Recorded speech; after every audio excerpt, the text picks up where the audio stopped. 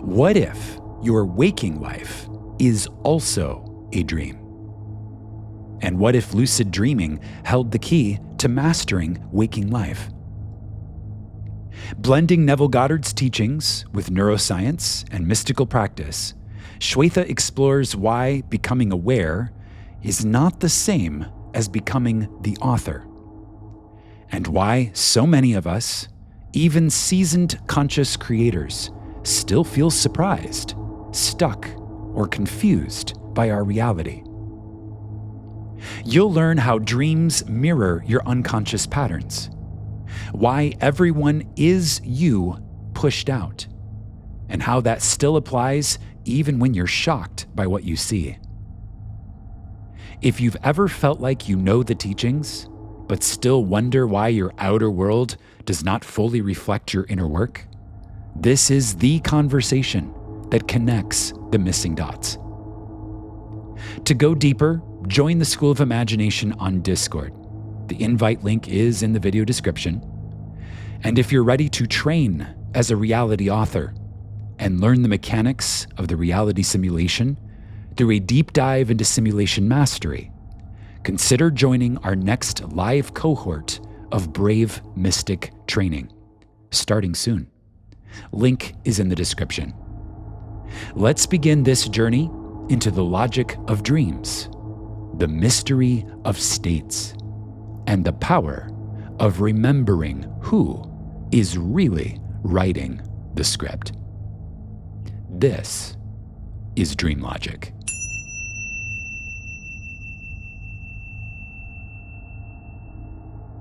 Welcome back. Welcome back to DreamLogic Part 3. So, Session 3, Episode 3. If you've been following along, you've been starting to open your mind to the idea that our reality is more like the dream that we fall asleep into every night than we could have ever thought before. It's not a new idea. In fact, it's ancient. And it's practically ubiquitous in so many metaphysical schools of thought and mystical schools of thought. That this reality that we live in, this waking reality, is just another level of the dream-like experience we have when we fall asleep. I want to do a quick check-in on where we've been. In part 1, we established that both sleeping and waking life are dreams. Same consciousness with different rule sets. And I kind of ended part 1 and then reminded you in part 2 that we have 3 foundational practices that we borrowed from lucid dreaming.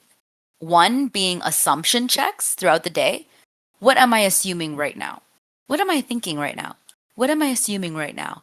And you can do that a multitude of ways. You can have a rubber band around your hand or set an alarm. But the idea is that you habitually check to see what you're assuming and what state you're in throughout the day. Then we talked about manifestation journaling, which is essentially to increase your memory of who you are. It increases the capacity for you to remember who you are in waking life and to get lucid in this waking dream, as well as what I call a pre-waking intention setting. So that was the third technique. That as we're waking up, we are awakening into this reality, the waking reality, that we set an intention. Today, I will be lucid. I will be aware. I will be in my ideal state. And in part 2, we dove deep into why waking reality operates like a shared multiplayer video game, while sleeping reality is like your private sandbox. Like Neville said, if we were to have solo parts in this waking dream, it would be the maddest play ever. And that's what we have when we go to sleep. We have this private sandbox dream where, all kinds of things happen and you're still deep in it and you don't get shook out of it. Whereas this waking reality is like a shared multiplayer video game. And we explored why delays in the waking reality, they're more features than bugs. and how individual state shifts cast votes in the collective simulation. And we introduced the crucial concept of state endurance, which is something that's really important in lucid dreaming, the ability to choose a state and hold it no matter what you're seeing. This state endurance is really the key to shift your reality, both in sleeping dream and in this awakening dream. This ability to choose a state and persist in it. Holding this state while the old props, the old actors, the old dialogue is still going on the stage. And this is what I'm really excited about, is to make this practical, because I find that the premise itself really shifted my awareness of, okay, this is a waking dream that I'm living in. That's really cool. Then looking into how lucid dreamers viewed their sleeping dream and the experiences they would have when they became lucid and then tried to author their dream, that was really cool intellectually. But then what do we do from a practical angle? And that's what I would like to do today. I want to go through specific methods that advanced lucid dreamers use so that they can become lucid in their dream and author their dream. And let's bring them into waking reality so that we can author our waking reality. Adapt them so that we can bring the best techniques, the most proven techniques, and bring them into waking reality.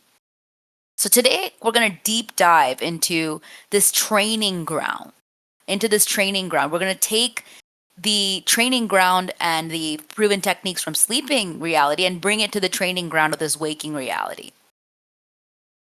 And I want to remind you that even if you don't remember your dreams, it's true that every night, if you have a healthful night of sleep, you have REM sleep, and you get access to this reality where there's instant consciousness loop creation, instant feedback loop creation between state and manifestation. It's immediate in that space.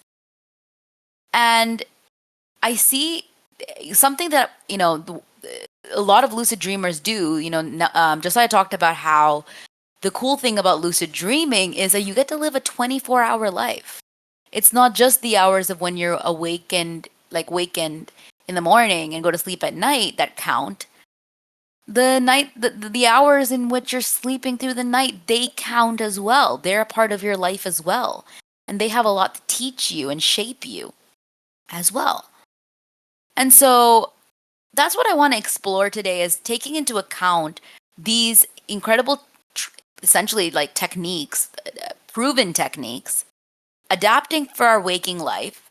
And then let's talk a little bit about as well, and maybe we'll have time for this, maybe it'll be next week, doing a little bit of practice in lucid dreaming as well, meaning the actual sleeping dream, so that we can have a longer awareness in our reality. We can get closer to a 24-hour day, like Josiah was sharing with us. So here's something that I did not realize about lucid dreaming and lucid dreamers. I originally thought that this was sort of a fun activity, kind of like something that people would do just for fun, recreational, experimental.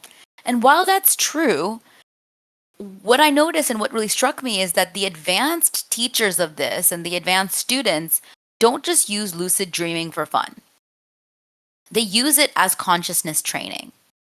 Because in sleeping dreams, they get instant feedback between their state and manifestation, and there's no consensus physics, like there's no shared dream physics, the physics rules that they have to contend with, and they have complete creative freedom with no external resistance, it becomes a really fun environment that might not feel safe, but it kind of is safe because it's temporary, it's you pushed out, and quote unquote, there's no other characters in that reality. It's just you.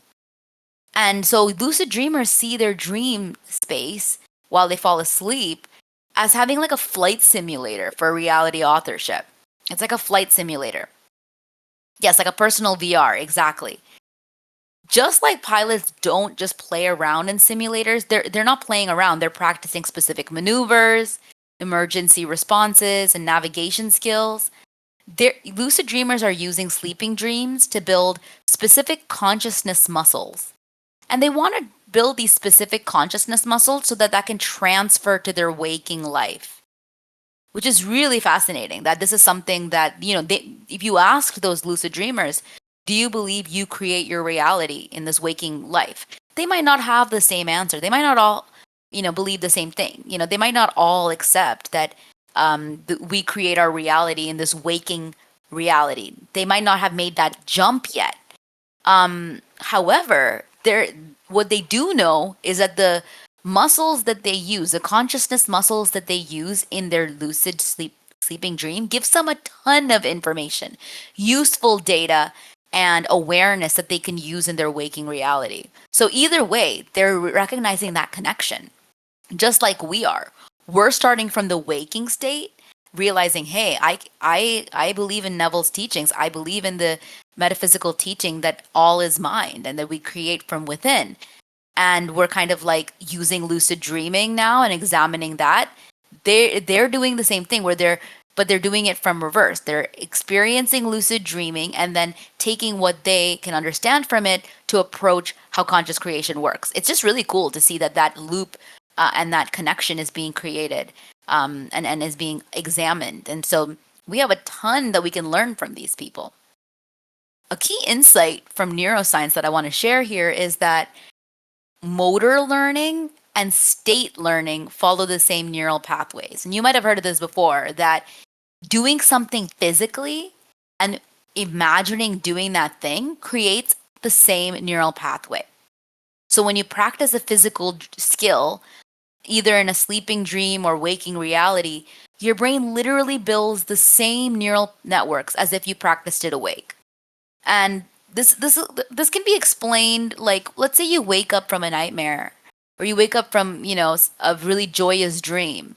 Your heart might be racing. You might be in an interesting mood, like a good mood or a scared mood, depending on what the dream was. So you can tell that the dream content was actually having a physical experience in your body. And that physical experience shows that there's a neural network that is being created. The reaction that you had to the dream is the same reaction that you would have if it happened in real life. It's the same physical reaction.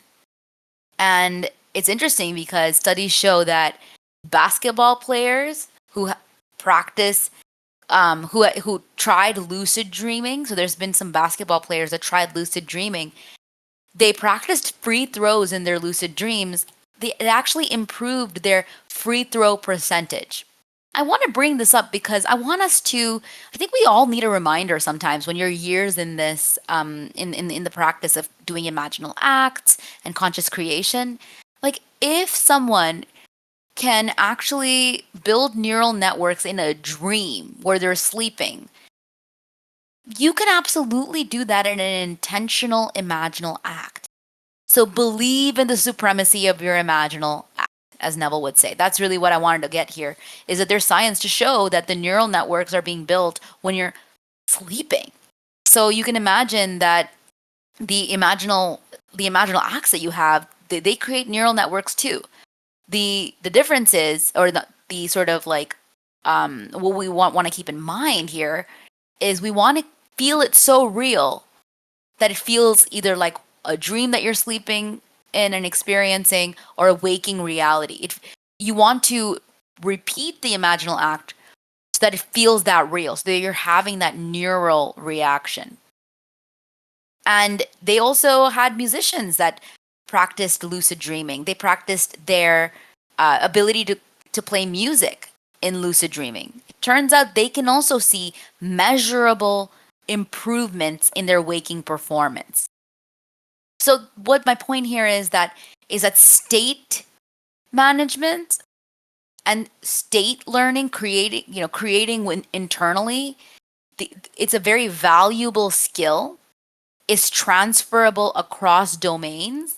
So it's something that happens in sleeping dreams, in your imaginal acts, and in waking dreams. These are transferable skills because they are affecting your neural networks. And so that's what we're going to focus on today, some techniques on how we can build neural pathways so we can experience fantastic shifts. And you might see that these shifts in our waking life also play out in our dream life. So I really want us to get really curious about what we're dreaming about every night, kind of like we were when we were kids. I dreamt about, exciting things as kids, and it was really important to me to like know what I dreamt. And, as we get older, we kind of like, take our dreams at night and think that they're not important, that they're not real. But I hope as we're starting to examine these ideas, that we see that sleeping dreams are just a domain where your consciousness can express itself. And you are the center of that dream. It is you pushed out. So those are very valid states of awareness as well, and valid experiences as well. Okay, let me see if there's any questions in the chat. Okay, Josiah says, consciousness is a musculature. William Fitzroy. Yes, because it has a structure in it, and we are the center of our individual conscious awareness. The psychic I interviewed on YouTube had some fascinating perspectives on this. I would love to watch that. I caught about half of that. I want to rewatch that, and I know you're having a Q&A sometime soon with him. It seemed to do really well. People seem to really like that, so definitely check that out. Josiah says, yes, this is why Olympic swimmers swim in their imagination before they enter in their pool in real life. Runners run the race in imagination before they step onto the track. And in high performance athletics, this is known as mental rehearsal. Absolutely. And this is well established in mainstream science. And just something I want to remind you that this idea that of something being real, let's expand that. When we experience something, that is real because we have a neural response. And this, what we end up practicing in our dreams or in our waking reality or in our imagination becomes transferred across domains. It's really cool. So advanced lucid dreamers, what do they become advanced at? They become advanced at emotional regulation under pressure. They become advanced at building confidence when new things show up. They become advanced at training their nervous system. And they become advanced at what they call dream stability, the ability to maintain lucidity and authorship, even when the dream gets chaotic. And I don't know about you, when I read this list here, I think, wow, those are things I would love to practice in my waking reality. Emotional regulation, confidence in new identity in the face of fearful experiences, a nervous system that's trained and knows how to respond to anything that could happen in our reality, and dream stability. And these skills, like I said, they transfer. So if you can practice these in your imaginal acts and with these techniques I'm going to share with you, they will absolutely spill over into your waking reality. Let me start with the first technique I'd like to share. The first one is, I'm going to start with a sleeping version. So what lucid dreamers do in the sleeping version, and then I'll move forward into the waking crossover, how we can cross that over into our waking reality, our waking dream. So the sleeping dream is, the technique is called dream reentry. When an experienced lucid dreamer wakes up from a significant dream, especially one that went in a direction they didn't like, they have about a 5 to 10 minute window to re-enter that same dream. So what they do is that they lie still in bed, eyes closed, and intentionally fall back asleep while holding the intention to continue to dream consciously. I don't know if you've ever experienced this. It's happened to me before, and I was talking to my mom about this, that when I went back to sleep, like sometimes I go back to sleep after a dream and the dream continues. There's a little bit of a continuation. Of course, it can get wacky and things can change, but I can tell, okay, this was the same environment that I was in, the same storyline that I was in when I was sleeping. And so that's a thing that happens. And the key is catching the dream before it completely dissolves. So that's why that 5-minute window is really important. And how do they do this? They visualize the dream scene. They feel back into the emotions and physical sensations. And they essentially drop back in to finish the dream the way they wanted it to go. So you can see how much presence of awareness they need to have. They need to experience something they didn't like, wake up, say, okay, I got 5 to 10 minutes. Let me think about how I wanted this to go, reshape it, and go back to sleep. And this works because the dream content actually lingers in what researchers call the hypnopompic state. It's a term I learned actually from one of you guys last week. This hypnopompic state is the transition between sleep and awake, where the dream is still accessible. So, how cool is that? They say, okay, I did not like the way that dream panned out. Let me visualize the dream scene and intend for it to go the way that I want it to. Go back to sleep in the next 5 minutes and then finish the dream the way they want it to go. So you can imagine how advanced that is, that they become lucid in their sleeping dream and are able to author that in a moment's notice in 5 to 10 minutes. The waking crossover of this technique is when something in your day triggers you, a difficult conversation, a bad memory, a rejection, an unexpected challenge, things that seem like, some kind of block in what you want to do. You have a similar neuroplasticity window before that experience can crystallize into a fixed memory pattern. And you can always revise it, but there is that neuroplasticity window. So here's what the technique and the protocol is for waking reality. If you can, within 5 minutes of any triggering event, find a quiet space and literally re-enter that scene in your imagination. Don't think of this as visualization or, trying to like make it positive or force an outcome. Think of it as re-entering that reality, just like lucid dreamers do. So re-enter that scene in your imagination. So you close your eyes, drop back into the scene using all of your senses, see the room, hear the voices, feel your body, smell the environment, bring all the tones of awareness and all the senses. And this time, respond from the state that you want to embody. Feel your confident, calm, empowered self. And let the scene play out from that new state.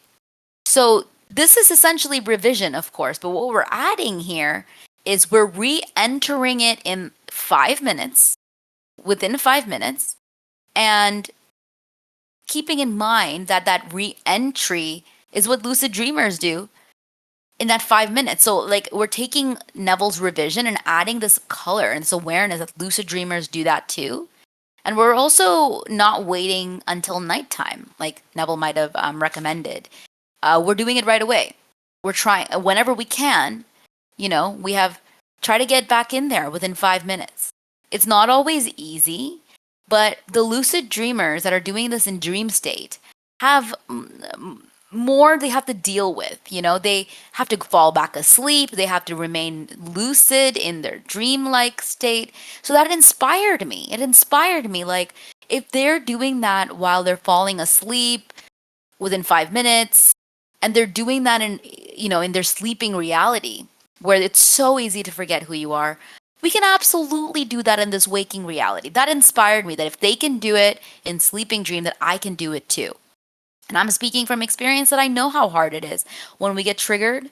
But if we can get into the practice of taking that 5 to 10 minute window, re-entering that scene in imagination and replaying it, we are taking control of our neural pathways in ways that we haven't before. We have our default reactions to things that feel so natural, so strong.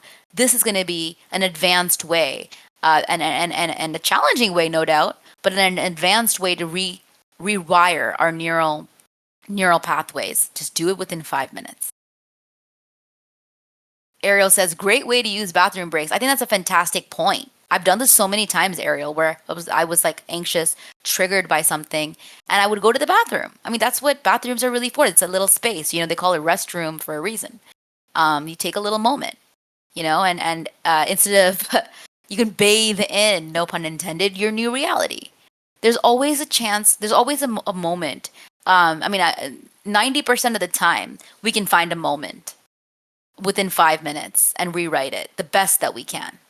And I just tell myself, if a lucid dreamer can do it, golly, gosh darn it, I can do it too. So the idea is that you let the scene play out until it feels resolved and natural.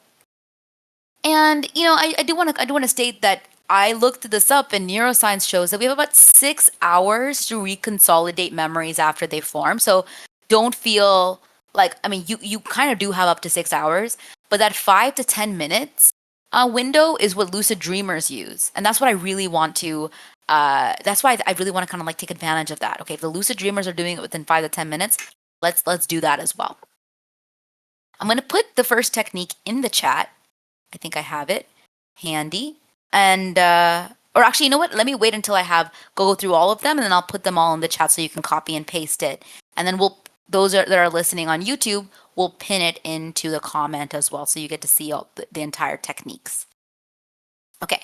The second technique is what they call spinning and scene morphing. So let's start with the sleeping version of the technique. When lucid dreamers want to change their dream environment without waking up, they use specific physical movements. And so spinning is the most common.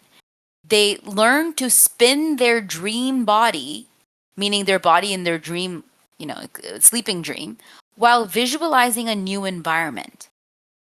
The spinning maintains the kinesthetic sensation that keeps them in the dream while programming what they'll see when they'll stop. It's like it essentially connects them to their body in a way that allows them to remain lucid and allows them to change their dream environment. So it kind of reminds me of like a cartoon character or something, but essentially they spin their dream body, and it's like it serves as a scene transition that allows the dream logic to shift without breaking continuity or without waking up. And people use all kinds of movements. Spinning is the most common, but they do other things too. For example, they walk through a door, essentially expecting a specific room, or walk through a door without having to open the door. They close their dream eyes while they're sleeping and visualize something else. So they're doing something with their body and practicing doing something with their body that maintains that bodily sensation that keeps them in the dream, keeps them lucid, and almost like a trick to say, let's go to something else. And so the waking crossover of this technique, I call it physical state pivot. It's a physical state pivot. So when you're stuck in a persistent emotional pattern or energy where there's the same argument, the same fear, the same limitation, let's use physical movement as a state pivot. And keeping in mind, of course, like we talked about in part 2, there are different physics in the waking shared dream. So there might not be an immediate environmental change, and that's not what we're trying to do. We're not trying to change anything external. What we're doing is using movement to give your nervous system permission to drop the old state and lock into a new one. And so I actually recommend the spinning because that's so popular in lucid dreaming, and I've been practicing it as well. You can spin in place while feeling the state that you want to embody. Let's say something triggering happens, and this might sound silly, but if it's effective, it's effective. Spin in place while feeling the state you want to embody, almost like you're leaving the current state and choosing something new. You can also walk into a different room. So let's say you're in a room where you usually are moping around, like in bed, or something happens at work and you're at your computer and you're stressed out. Walk away, walk into a different room, and feel this feeling of stepping into a new version of yourself. You can go outside, let the environment change. The point is, make a physical movement. And I don't know about you guys, like when I felt down, me laying there and maybe doom scrolling, I mean, there's nothing worse. There really is nothing worse than that, because we end up not giving ourselves enough input novelty. It's something I teach in Brave Mystic training and simulation mastery. We don't give ourselves enough input novelty, enough new inputs to really make a shift in our state. And we might think we're being productive, but while we're lying there, unless we're very intentional with it, when we're sort of like stagnant rather than still, that can be incredibly hard to shift states. So let's take that lucid dreaming technique, of spinning, using our body when we get triggered, when we want to shift, to actually make a bodily shift. And I really recommend the spinning. Even if it feels silly, it does feel like this experience where my nervous system now has something to do, something that's shaking it up and allows me to leave that old state.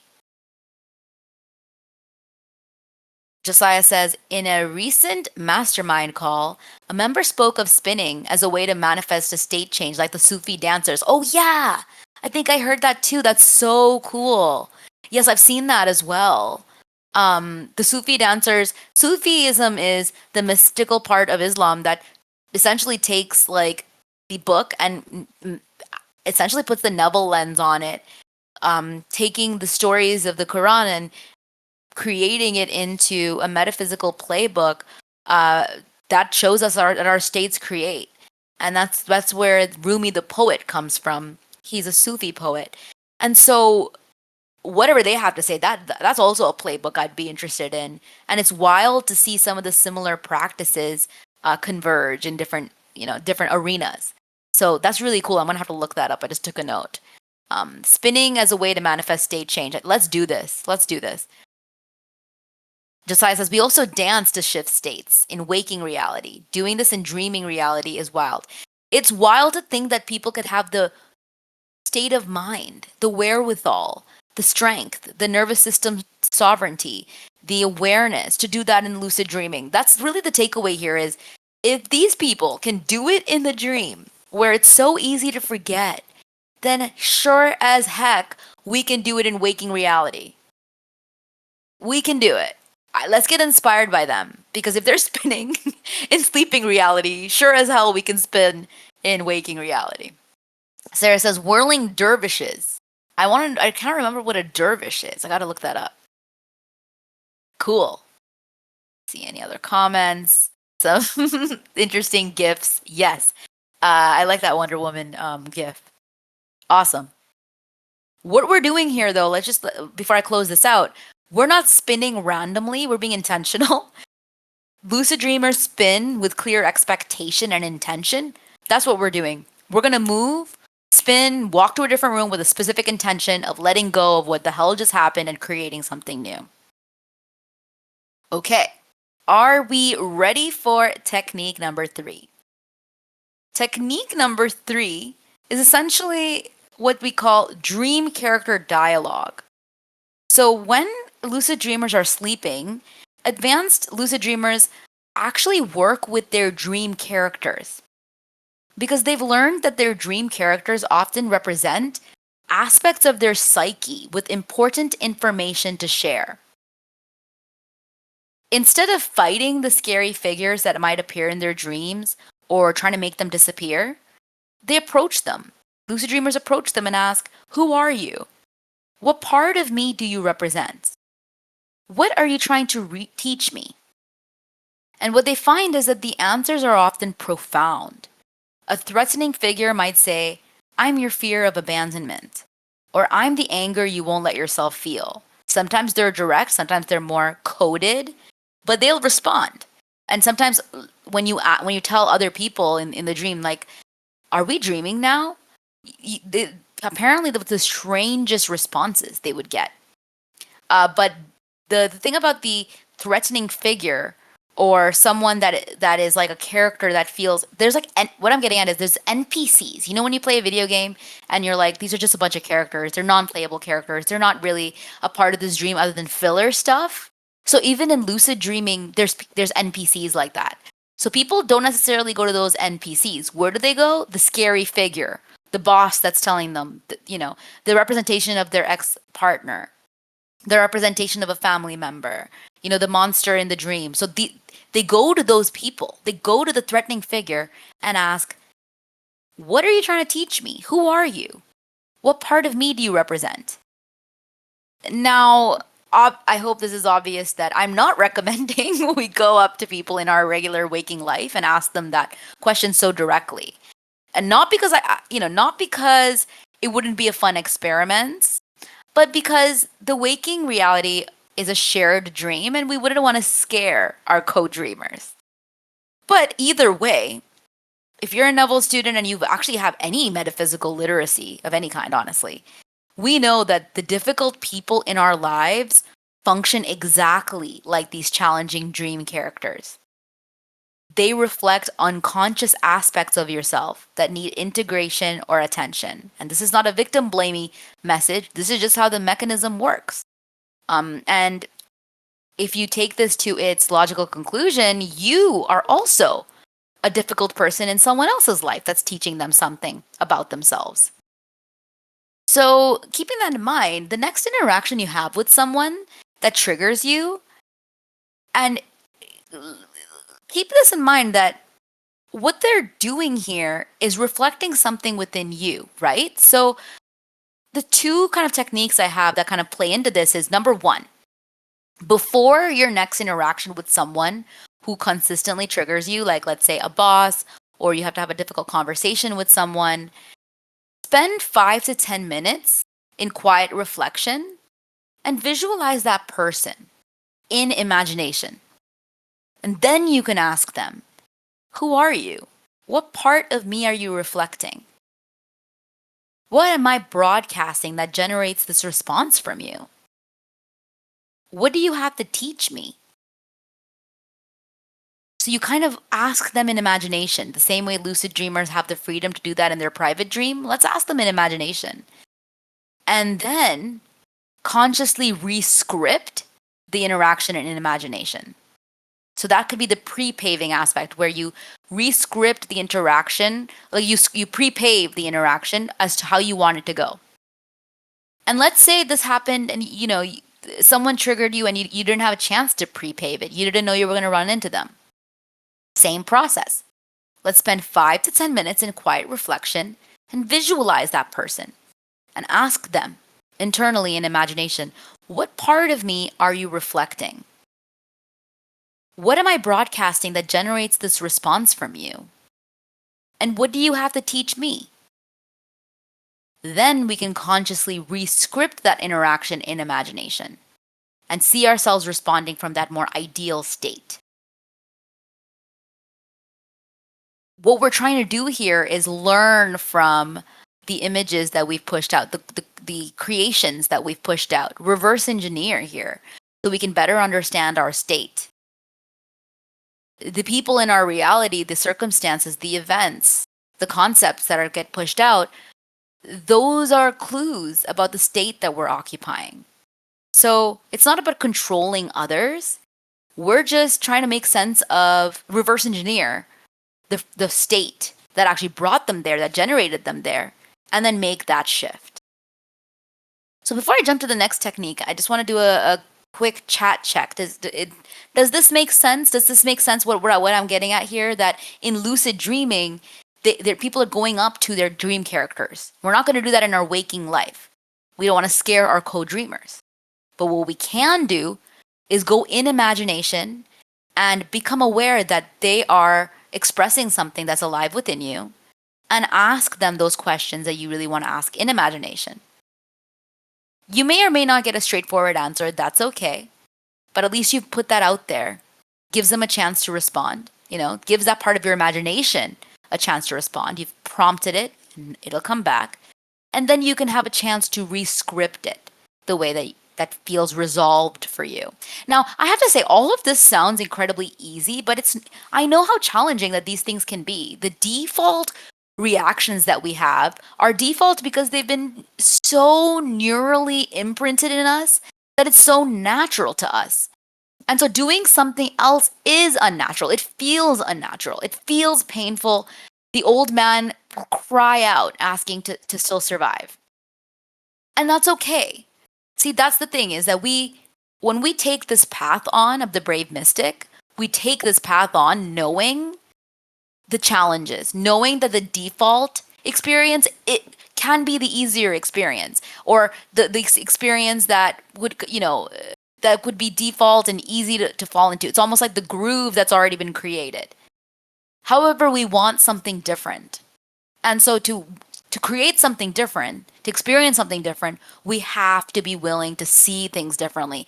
And this is a reminder to myself, an emphatic reminder to myself, because as I start to level up and create new things and have experiences that I want, the old state absolutely comes back. Old characters come back, saying things, sending me a message that triggered me, saying things that reminded me of previous relationships. And I have to remind myself of this dream reality every time. And it isn't always a horrific experience that brings me back to my old state.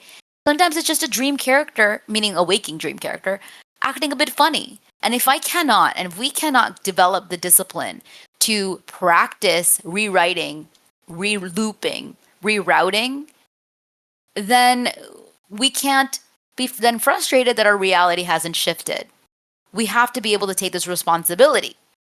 Because if lucid dreamers can do it in their sleep, when they're not even, when it's so hard to remember who you are when you're sleeping, when there's sometimes horrific nightmarish scenes happening, and you're so, lucid dreamers are so discombobulated. If they can do it, we can do it too. Awesome. So the next technique I want to tell you about is called dream totems. So in the sleeping version of this technique, some lucid dreamers carry objects that they program to appear in their dreams as lucidity triggers. So they carry objects with them, throughout the day, and they essentially program them to be, okay, lucidity trigger, meaning every time I see this, I remind myself that I am trying to lucid dream tonight. They tie it to their intention of lucid dreaming. And then, because they have it on them all the time, they're seeing it all the time in waking dream, it becomes a habit in their mind to look at that thing. So what ends up happening is it becomes likely that they see their totem in the dream. And then it automatically triggers the realization, I'm dreaming. So what's happening is they're carrying an object throughout the day. They're associating that object with their intention to be awake when they're lucid dream, right? To become awake in their sleeping dream. And they do this habitually enough times so that by the time they see that totem in the dream, the association is, oh my God, I'm dreaming. And the programming happens through repetition. In waking life, they hold the object while doing that reality check I was telling you about. Am I dreaming? Am I dreaming? And then intending that when I see this in a dream, I know I'm dreaming. When I see this in a dream, I know I'm dreaming. Eventually, the association becomes so strong that the object appears in a dream automatically. And then that triggers lucidity. Such a cool technique. And I think this is something we can absolutely cross over to the waking reality, where we can choose an object that you interact with multiple times a day. It can be kind of special, like a beautiful piece of jewelry that you want to wear all the time, something that's like an heirloom or just something really special like that. Or it can be really ordinary. It can be really ordinary, like your car keys, your phone, your ring, the ring that you wear, or even like a doorknob that you open every day, multiple times a day. Pick something that you're going to program as a state anchor. And for 1 week, every time you touch this object while already in your desired state, so you're gonna touch this object while you're already in your desired state. Okay? So I have, let's say, this beautiful ring that my dad bought me when he was in Hong Kong. I'm gonna touch this ring, and while I touch it, I'm gonna cultivate feelings of gratitude, appreciation, relief, and happiness. And so as I'm doing that, I tell myself, this is who I am, this is my natural state. Every time I touch this ring, I remember my natural state. And after about a week of programming, the object will become an automatic trigger.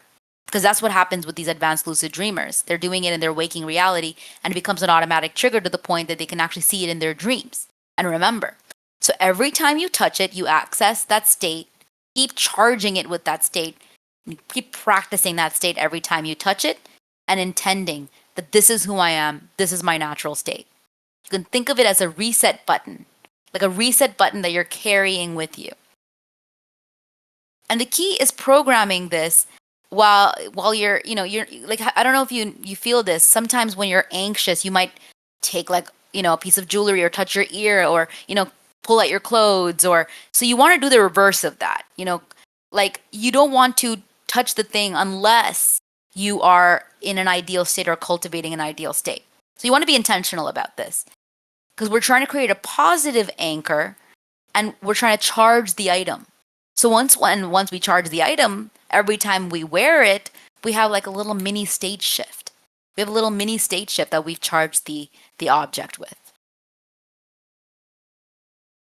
Kathleen says, like the spinning top in the movie Inception. Yeah, spinning seems to really make sense there. Of a state shift. Like it seems to really be connected to how state shifts work. Sarah says, this feels like the journey Don Juan took Castaneda through in the teachings of Don Juan. You'll have to share a little more about that. It's really cool. Ariel says, a charging portal. Exactly. We take the object, we put an intention to it, a positive intention, and we charge it so that every time we put on this object, it's a little mini boost of our state. Of course, we cannot give the power away to an object. But just like lucid dreamers are using this particular object as a totem, we can use an object too. Because it's really about what can we do to remember more? What can we do to stay in ideal state more? That's really the whole name of the game here. What can we do so that we can shift into our ideal as frequently as possible and make that our dwelling home? And so why not take this technique that seems to work well for lucid dreamers to become aware and bring it to waking reality? Josiah says, dream totems. I've been using this as a tool. I hold it in my physical hand as I fall asleep. It helps maintain lucidity as I enter dream state to be holding on to something physical. That's even cooler. That's really interesting. So, the way that I would then take this is once I charge my physical ring in waking reality with enough, state shifts, and whenever I look at it, I remind myself of my state, then I bring that to environments where I need to experience that state. And, that actually brings me to a point where that's exactly why, when you have a home and then you have an office room and the office room is decorated a certain way. And, you go to the coffee shop is decorated a certain way. You come back, your bathroom is, decorated in a certain way with different objects in it. You instantly know what to do in each room. When you instantly know what to do and what state to be in. It's almost like a state shift. And let's say you go to a library, you know what state you're going to be in because all of those external things that you're seeing, the people, the objects, the way that the room looks, end up being like totems, reminders of what state you want to be. Exactly. The architecture holds the morphic field. Cool. About 10 minutes, I want to cover the last few techniques, and then I'll put them in the chat, and we'll put them pinned in the pinned comments, as I mentioned as well, in YouTube. Then there's the false awakening check. So this is really interesting. So advanced lucid dreamers experience false awakenings in their lucid dream. So it means that they think that they've woken up from their dream, going through their morning routine, and then actually waking up and realizing that the whole morning was still a dream. So what was going on here is that they're because they're doing lucid dreaming experiments all the time, the delineation, the border between pure sleeping dreams and pure waking dreams is now it's now dissolved. That border is dissolved. That delineation is dissolved, and now they're like, what? Am I awake or sleeping? And that's not helpful. That's not healthy. So they want to know, okay, when am I lucid dreaming and when am I actually awake and awakening? They want to make sure that they understand what part of the dream that they're in. And I think this is something to keep in mind that we do all the time. We just take for granted that we're awake right now and that reality is real. We do that all the time in a similar way. So what we do, for example, we drift through these transitions unconsciously, like standing up from their desk, walking through doorways. These are transitions that we go through from place to place, like I was saying. But we do that throughout the day. Well, let me give a better example. Like, let's say we are driving. So many of us that drive to a place that we already know how to get to can't even remember how we got there. So we go from state to state, and we think we're awake the whole time, but we're not. We weren't lucid the whole time. We allowed our mind to go to so many other areas, and we weren't lucid in that time. So this is something, it's kind of like the physical totem, but it's something to think about here. Every time you do a physical transition, so let's say you get up from your desk, you walk through a doorway, you're getting in your car, getting into the bathroom, run a state check. What state am I in right now? What dream am I in right now? Does this match what I want to be experiencing? Because what we're really trying to do with all of these, and all lucid dreamers are trying to do this with the the techniques, is turning unconscious moments into conscious reset points. Most people spend days on autopilot, reacting from old programming. And that's what we do all the time. We're in old states, and we're starting to awaken to this, and some of us in some areas better than others, of course, but this is something that we are habitually getting better at. And in some areas I'm very awake, and there's new levels of autopilot that I need to overcome. But that's what the name of the game is, turning unconscious moments into conscious reset points. So let's use this physical transition of, like, once I'm done with this call, when I stand up, I'm going to make that an intentional stand up, an intentional reminder to choose my state deliberately. Then there's technique 6, layer jumping. Advanced lucid dreamers work with dream layers, different levels within the same dream. They use elevators, staircases, or holes in the ground to travel between layers, each representing different aspects of their consciousness. They might take an elevator down, and at this point they know, because they're advanced, if I take this elevator down, I'm probably accessing deeper subconscious material. Or they might take an escalator up to access more transcendent, higher level states, to meet higher versions of themselves. Advanced lucid dreamers know that the physical movement that they experience from level to level is actually a metaphor and a mechanism for shifting awareness levels. How cool is that? Like, that just blows my mind every time that they've gotten to that level of lucid dreaming science and practice, that they understand this, that this is just a matter of fact for them. Yes, when I see stairs going downwards, that I'm going deeper into my subconscious, and I might see more darkness. When I'm going upwards, I might see higher levels of expression of my consciousness in my dream. Like, that is so exciting and interesting. So this is something I thought might be cool for us to practice. I mean, these are just recommendations for practices and techniques that might work for you. When you have a vertical movement, like, let's say you're getting into the escalator and you're going upwards, I want us to imagine that we are becoming higher and higher level state of awareness. It's interesting. Like, you might be able to do this if you have stairs in your building or stairs at work that you go up, right? So you're going up the stairs. You can intend, I'm getting to higher and higher levels of awareness with each step. And just practice and experiment and see what you can do. And the reason this was a technique I wanted to share is because I was actually practicing this. I live on the 4th floor of my building, so not very high for me to walk up. And so I walk up and down the stairs, whenever the elevators are busy. And when I walk down the stairs, I realize I unconsciously do this, where I'm letting go and I'm feeling free, and I'm actually going to let go and feel free. I'm using the stairs intentionally to let go and feel free and go into a more playful mood. When I'm going upwards on the stairs, I tell myself I'm going to higher levels. I'm imagining. It's like the stairs become a state shift for me. So if they're doing it in lucid dreaming, maybe every time we use stairs or elevators, we imagine that we're going to higher states of consciousness and we're going to lower states. And the reason I want to experiment with this is every moment we have an opportunity to remember who we are, every moment we have an opportunity to state shift, pays off dividends. That's why lucid dreamers are so successful, is that they know every aspect of their dream, even the most mundane things, is actually a metaphor for what's going on within them. It's like symbolism of what's going on within them. What if we started doing that in our waking dreams? And maybe some of these feel more like applicable than others, and some of them resonate more than others. But I just thought it would be cool to apply them to waking reality. And then the last technique is sensory flooding. So, in the sleeping version, when lucid dreams become unstable, scenes get fuzzy, colors fade, and the dreamer feels like waking up. Experienced dreamers who want to stay in their dream quickly engage all their senses. They touch objects, look closely at their hands, spin, and even taste or smell things.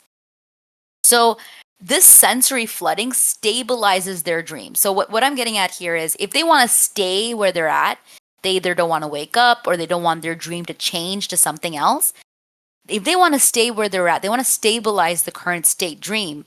They touch objects in their dream, look closely at their hands, spin. They take control, they take intentional control. And this sensory flooding stabilizes their dream. It gives the brain something to do. So, how could we take this over to the waking crossover? When claiming a new state or identity, let's flood our senses by holding the chosen frequency. Now, one way we could do that is with the totem I was saying earlier. So let's say we are wanting to be in a state of absolute, let's say absolute relaxation. And then I've had this happen before where I'm leaving the sauna and I have a wonderful experience at the sauna, but I'm live in a city. So when I leave the sauna and I'm entering the city, I see like the city life and it's really intense. But I want to keep that sauna relaxation. And so one thing I like to do, and this is something that I experimented with when I learned about this technique, is I started holding on to the bathing suit I was wearing in the sauna that I go to, and I was holding on to it and just remembering all of the feelings that I had in that sauna, all the visuals, all the smells.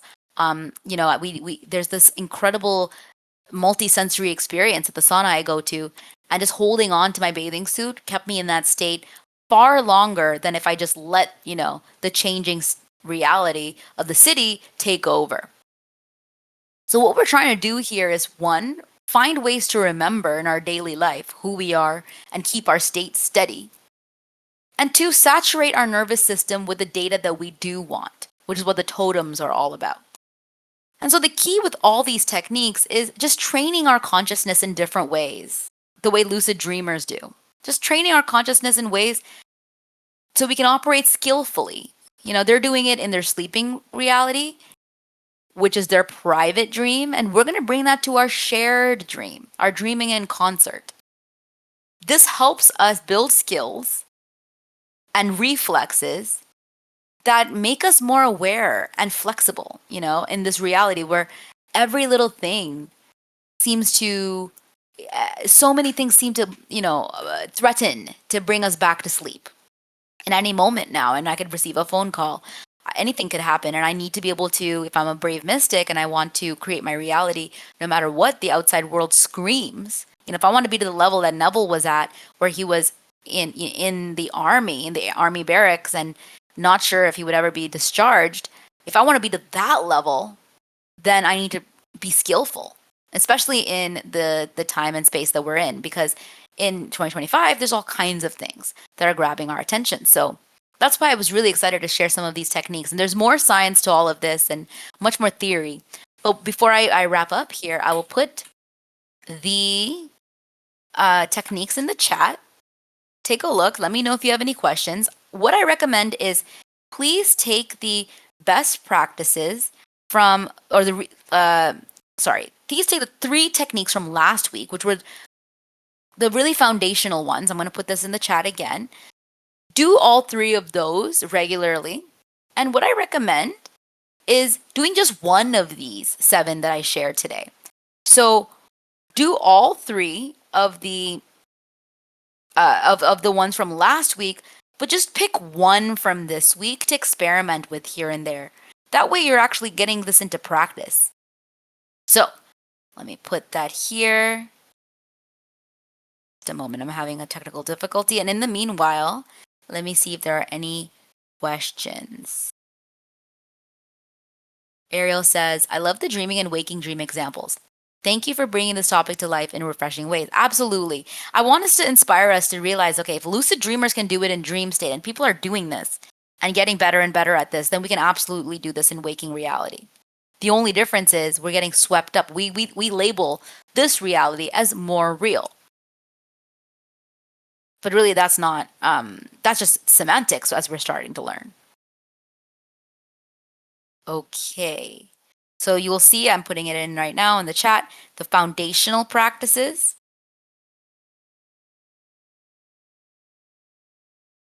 And then pick one from the 7 crossover techniques to do.